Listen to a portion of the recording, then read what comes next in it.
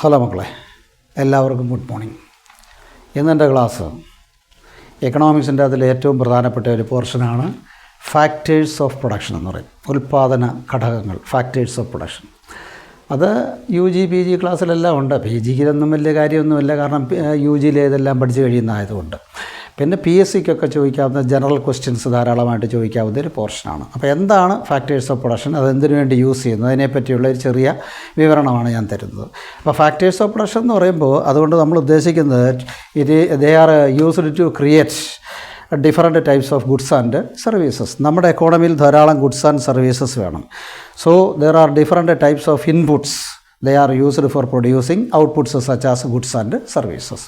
അപ്പോൾ നമ്മുടെ എക്കോണമിയിൽ ഒരുപാട് ഗുഡ്സ് ആൻഡ് സർവീസസ് നമുക്ക് വേണം. അപ്പോൾ അത് പ്രൊഡ്യൂസ് ചെയ്യാൻ ഉപയോഗിക്കുന്ന ഇൻപുട്ടിനെ വിളിക്കുന്ന പേരാണ് ഫാക്ടേഴ്സ് ഓഫ് പ്രൊഡക്ഷൻ. ഓർത്തിരുന്ന് വെച്ചാൽ മതി. അപ്പോൾ ഫാക്ടേഴ്സ് ഓഫ് പ്രൊഡക്ഷൻസ് എന്ന് പറഞ്ഞാൽ they are essential inputs for the production of goods and services. Goods സർവീസൊക്കെ പ്രൊഡ്യൂസ് ചെയ്യാൻ യൂസ് ചെയ്യുന്ന പ്രധാനപ്പെട്ട ഇൻപുട്സുകൾ, അതിനെയെല്ലാം കൂടി ഒന്നിച്ച് വിളിക്കുന്ന പേരാണ് ഫാക്ടേഴ്സ് ഓഫ് പ്രൊഡക്ഷൻ എന്ന് പറയും. അത് ഓർത്തെഴുതണം. പിന്നെ generally there are 4 components of factors of production. Factors of പ്രൊഡക്ഷൻ്റെ അകത്ത് 4 കമ്പോണൻസ് ഉണ്ട്. അതിലൊന്ന് ലാൻഡാണ്, 2 ലേബർ, 3 ക്യാപിറ്റൽ, 4 എൻ്റർപ്രണർഷിപ്പ് അല്ലെങ്കിൽ ഓർഗനൈസേഷൻ അല്ലെങ്കിൽ ഓർഗനൈസർ എന്നൊക്കെ പറയാം. അപ്പോൾ ലാൻഡ്, ലേബർ, ക്യാപിറ്റൽ, ഓർഗനൈസേഷൻ. അപ്പോൾ ഏറ്റവും മെയിനായിട്ടുള്ളത് ലാൻഡാണ്. അപ്പോൾ ലാൻഡ് എന്ന് പറഞ്ഞാൽ ഓൾ നാച്ചുറൽ റിസോഴ്സസ്. അതാണ് all natural resources used in the process of production പ്രോസസ്സിൻ്റെ അകത്തിൽ നമ്മൾ യൂസ് ചെയ്യുന്ന കംപ്ലീറ്റ് നാച്ചുറൽ റിസോഴ്സസിനെയും ഒന്നിച്ച് വിളിക്കുന്ന പേരാണ് ലാൻഡ്. അപ്പോൾ ലാൻഡ് എന്ന് പറയുമ്പോൾ വെറും ഭൂമി മാത്രമല്ല. ലാൻഡ് എന്ന് പറയുമ്പോൾ land, water, forest, minerals etcetera, ഇതെല്ലാം നമ്മൾ പ്രൊഡക്ഷൻ പ്രോസസ്സിൻ്റെ അകത്ത് യൂസ് ചെയ്യുന്നു. അതുകൊണ്ട് അതിനെ മൊത്തത്തിൽ വിളിക്കുന്ന പേരാണ് ലാൻഡ് എന്ന് പറയും. ഇനി ഈ ലാൻഡിനെ നമ്മൾ യൂസ് ചെയ്യുമ്പോൾ അല്ലെ എംപ്ലോയ് ചെയ്യുമ്പോൾ അതിൽ നിന്ന് നമുക്ക് കിട്ടുന്ന ഒരു പ്രതിഫലമുണ്ട്, ഒരു റിട്ടേൺ ഉണ്ട്. ദാറ്റ് ഈസ് കോൾഡ് റെൻറ്റ് അല്ലെ പാട്ടം എന്ന് പറയും. ലാൻഡിനെ യൂസ് ചെയ്യുമ്പോൾ കിട്ടുന്ന പ്രതിഫലമാണല്ലേ ഇൻകം ഡിറൈവ്ഡ് ഫ്രം ലാൻഡ്. അതിനെ പറയുന്ന പേരാണ് റെൻറ്റ് എന്ന് പറയും. പിന്നെ സെക്കൻഡ് കമ്പോണൻ്റ് എന്ന് പറയുന്നത് ലേബറാണ്. ലേബർ എന്ന് പറഞ്ഞാൽ physical and mental efforts of human beings. ഒരു ഹ്യൂമൻ ബീയിങ്ങിൻ്റെ ഫിസിക്കൽ ആൻഡ് മെൻ്റൽ, അതായത് ശാരീരികവും മാനസികവുമായിട്ടുള്ള എല്ലാ വർക്കിംഗ് കണ്ടീഷനും, അതിനെ മൊത്തത്തിൽ വിളിക്കുന്ന പേരാണ് ലേബർ അല്ലെങ്കിൽ തൊഴിൽ ശക്തി എന്നാണ് പറയുന്നത്. ലേബർ, ആ ലേബർ ചെയ്യുന്ന, തൊഴിൽ ശക്തി ചെയ്യുന്ന ആളിനെ വിളിക്കുന്നത് ലേബറർ എന്നാണ്. അത് പ്രത്യേകം ശ്രദ്ധിച്ചോണം. അപ്പോൾ ലേബർ എന്ന് പറഞ്ഞാൽ ഫിസിക്കൽ ആൻഡ് മെൻ്റൽ എഫേർട്ടാണ് ഹ്യൂമൻ ബീയിങ്സിൻ്റെ. അതിനെ നമ്മൾ എംപ്ലോയ് ചെയ്യുമ്പോൾ അല്ലെങ്കിൽ വർക്ക് ചെയ്യുമ്പോൾ കിട്ടുന്ന പ്രതിഫലമാണ് വേജ് എന്ന് പറയും. പിന്നെ മൂന്നാമതെന്ന് പറയുന്നത് ക്യാപിറ്റലാണ്. ക്യാപിറ്റൽ എന്ന് പറഞ്ഞാൽ മാൻ മെയ്ഡ് റിസോഴ്സ്, ഓൾറെഡി പ്രൊഡ്യൂസ്ഡ് ആണ്, നേരത്തെ തന്നെ പ്രൊഡ്യൂസ് ചെയ്ത് വെച്ചിരിക്കുന്ന സാധനങ്ങളാണ്. എന്നാൽ ആ സാധനങ്ങൾ വീണ്ടും അടുത്ത പ്രോസസ്സിലേക്ക്, പ്രൊഡക്ഷൻ പ്രോസസ്സിലേക്ക് യൂസ് ചെയ്യാം. അപ്പോൾ ഓൾറെഡി പ്രൊഡ്യൂസ് ചെയ്ത സാധനമാണ്, എന്നാൽ മറ്റ് സാധനങ്ങൾ പ്രൊഡ്യൂസ് ചെയ്യാൻ വീണ്ടും ഉപയോഗിക്കുന്ന ഇത്തരം വസ്തുക്കളെ വിളിക്കുന്ന പേരാണ് capital. For example building, machinery etcetera, അതൊക്കെ ഓൾറെഡി നമ്മൾ എല്ലാം റെഡിയാക്കി വെച്ചിരിക്കുകയാണ്. എന്നാൽ ആ ബിൽഡിങ്ങിൻ്റെ അകത്തിലല്ലേ മെഷീനറിയിലൂടെയാണ് പുതിയ ഗുഡ്സ് ആൻഡ് സർവീസസ് നമ്മൾ ധാരാളമായിട്ട് യൂസ് ചെയ്യുന്നത്. ഓർത്തിരുന്നോണം. അപ്പോൾ മാൻ മെയ്ഡ് റിസോഴ്സസിനെയാണ് ക്യാപിറ്റൽ എന്ന് പറയുന്നത്. അപ്പോൾ യൂസ്ഡ് ടു പ്രൊഡ്യൂസ്, അപ്പോൾ അതും ഇതിനു വേണ്ടിയുള്ളതാണ് used to produce goods and services. ഓർത്തിരുന്നോണം.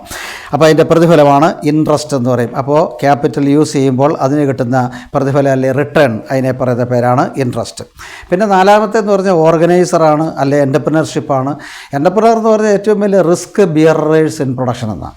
ഒരു പ്രൊഡക്ഷൻ പ്രോസസ്സിൻ്റെ അകത്ത് ഈ 4 ഫാക്ടേഴ്സ് ഓഫ് പ്രൊഡക്ഷൻ്റെ അകത്തിൽ റിസ്ക് എന്ന് പറയുന്നത് എടുക്കുന്നത് എൻ്റർപ്രണേഴ്സാണ്. കാരണം അവർ റിസ്ക് ബിയറേഴ്സ് എന്നാണ് പറയുന്നത്.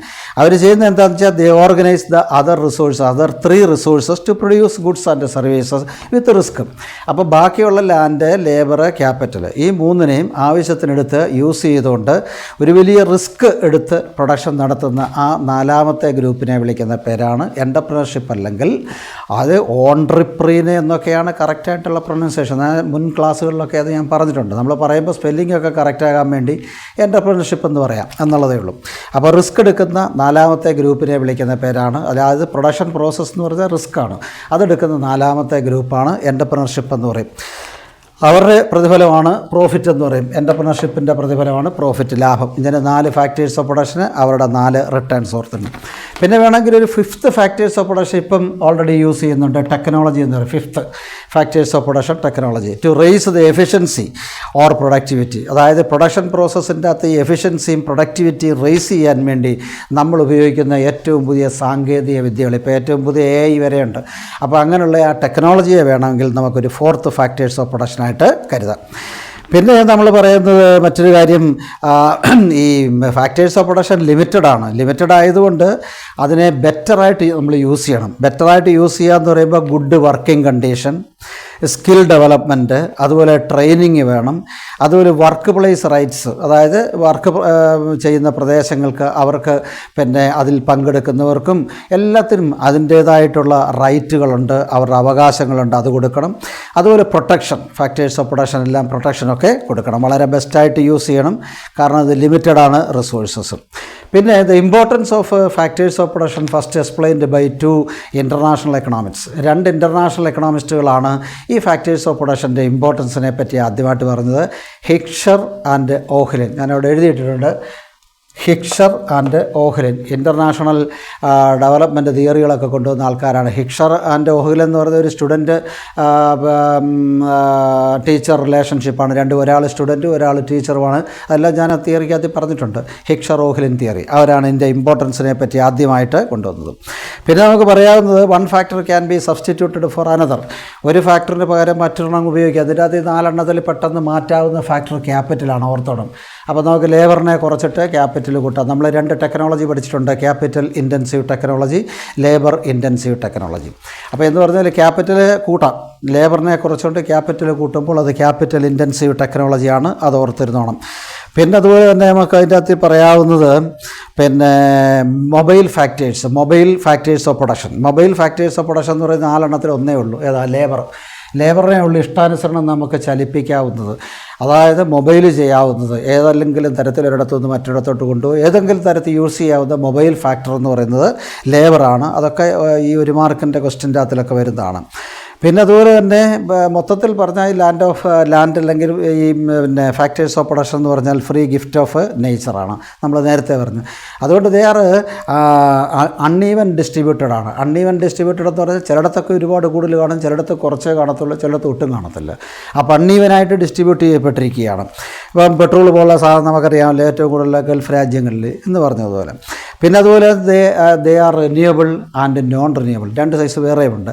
റിന്യൂ ചെയ്യാം, നമ്മൾ യൂസ് ചെയ്യുന്നതിൻ്റെ അനുസരിച്ച് വീണ്ടും യൂസ് ചെയ്തുകൊണ്ടിരിക്കാം, വീണ്ടും പ്രൊഡ്യൂസ് ചെയ്തുകൊണ്ടിരിക്കാം. എന്നാൽ അങ്ങനെ ഒരിക്കലും ഒക്കാത്തതുമുണ്ട്. അപ്പോൾ റിന്യൂവബിൾ ഉണ്ട്, നോൺ റിന്യൂവബിൾ ഉണ്ട്. പിന്നെ factors of productions are used for producing different kinds of production. നമുക്കറിയാം, ഞാൻ പറഞ്ഞു. അപ്പോൾ പലതരത്തിലുള്ള പ്രൊഡക്ഷൻ ക്രിയേറ്റ് ചെയ്യുക, more employment opportunities, export, quality of human rising income, welfare, ഇതിനൊക്കെ നമുക്ക് ഈ ഫാക്ടേഴ്സ് ഓഫ് പ്രൊഡക്ഷനെ യൂസ് ചെയ്യാം. പിന്നെ labour and capital they are അൺപ്രൊഡക്റ്റീവാണ്. ലേബറല്ല, ലാൻഡ് ആൻഡ് ക്യാപിറ്റൽ ആർ തെറ്റല്ലേ, land and capital are unproductive. ലാൻഡും ക്യാപിറ്റലും സ്വന്തമായിട്ടൊന്നും ചെയ്യുന്നില്ല, നമ്മളെടുത്ത് ഉപയോഗിക്കുക. അതുകൊണ്ട് അതിനെ നമുക്ക് അൺപ്രൊഡക്റ്റീവ് എന്ന് പറയാം. നേരെ മറിച്ച് ലേബർ ആൻഡ് എൻ്റർപ്രണർ പ്രൊഡക്റ്റീവ്. കാരണം ലേബർ തന്നെയാണ്, ലേബറിൻ്റെ വേറൊരു ഫോമാണ് എൻ്റർപ്രണർഷിപ്പ് എന്ന് പറയുന്നത്. അത് പ്രൊഡക്റ്റീവാണ്, അതൊക്കെ ഓർത്തിരുന്നോണം. പിന്നെ അതുപോലെ തന്നെ ഈ ഫാക്ടേഴ്സ് ഓഫ് പ്രൊഡക്ഷൻ പ്രധാനമായിട്ടും ക്യാപിറ്റലിസത്തിൽ വരുമ്പോൾ they are owned by individuals ആണ്, അല്ലെ ഇൻഡിവിജ്വൽസ് അവരാണ്, അതായത് വ്യക്തികളോ സ്ഥാപനങ്ങളോ ഒക്കെയാണ് ഫാക്ടേഴ്സ് ഓഫ് പ്രൊഡക്ഷൻ ഓൺ ചെയ്യുന്ന ക്യാപിറ്റലിസത്തിൽ. നേരെ മറിച്ച് സോഷ്യലിസത്തിൽ വരുമ്പോൾ both individuals and also governments. അപ്പോൾ ഗവൺമെൻറ്റും ഇൻഡിവിജ്വൽസും ഒരേപോലെ തന്നെ ഫാക്ടേഴ്സ് ഓഫ് പ്രൊഡക്ഷൻ ഓൺ ചെയ്യുന്നതാണ് ഏത് സിസ്റ്റം? സോഷ്യലിസം. അപ്പോൾ ഇത്രയും കാര്യങ്ങൾ ഫാക്ടേഴ്സ് ഓഫ് പ്രൊഡക്ഷനെ പറ്റി, എന്താണ് അതിൻ്റെ യൂസേജ്, അല്ലെ എന്തുകൊണ്ട് ഏതെല്ലാം മേഖലകളിലാണ് അത് യൂസ് ചെയ്യുന്നത്, എന്തെല്ലാം കാര്യങ്ങളാണ് അതിൻ്റെ റിട്ടേൺസ് എന്തൊക്കെയാണ്, ഇത്രയും ഓവറോൾ ഒന്ന് ഓർത്തിരിക്കുക. ഓക്കെ.